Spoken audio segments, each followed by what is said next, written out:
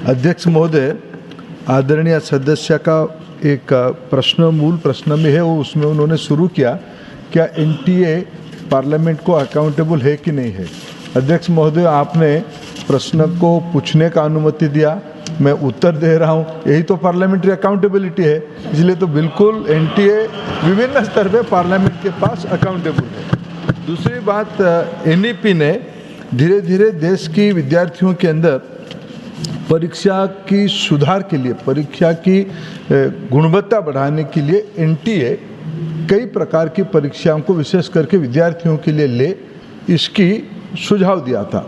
उसी पे एनटीए 2017 से शुरू होकर 18 में एक आकार लिया। लगभग पिछले 6 सालों में 5 करोड़ से ज़्यादा विद्यार्थी विभिन्न परीक्षा में अपीयर किए, सफलता के साथ अपीयर किए, उत्तीर्ण भी हुए, विभिन्न इंस्टीट्यूशंस में उनकी एडमिशन भी हुई है। 250 तक परीक्षाओं को किया गया है।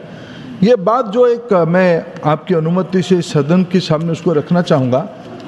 आज देश की जो युवाओं की, विशेष करके एस्पिरेशनल सोसाइटी की जो तबका है, नियो मिडिल क्लास, देश में 25 करोड़ लोग गरीबी रेखा से उठ के ऊपर आ रहे हैं। ये सबके मन में प्रायोरिटी है आगे बढ़ना, एजुकेशन उसके माध्यम है। उसमें सब मैं अगर एक ही आप अनुमति से एक ही उदाहरण दूंगा सर, जो प्रधानमंत्री मोदी जी जिम्मेवारी लिए देश में, तब मेडिकल सीट की संख्या था 50,000, 51,000। आज वो बढ़ के हमने पिछले 10 साल में उसको बढ़ा के 1,10,000 तक पहुँचाएँ। लेकिन विद्यार्थियों में, नौजवानों में जो स्पर्धा है अच्छा करने के लिए, उसमें कोचिंग सेंटर हमारी प्रतिबद्धता है। सरकार की ओर से कोचिंग सेंटर ना हो, उसमें मेरे को कहने में कोई झिझक नहीं है। इसमें सबकी सहायता, सबकी मदद चाहिए। शिक्षा की गुणवत्ता इतना बढ़िया हो, सरकारी स्कूल्स को फोकस किया जाए। आज हमारी सेंट्रल स्कूल और नवोदय विद्यालय उसकी मिसाल है।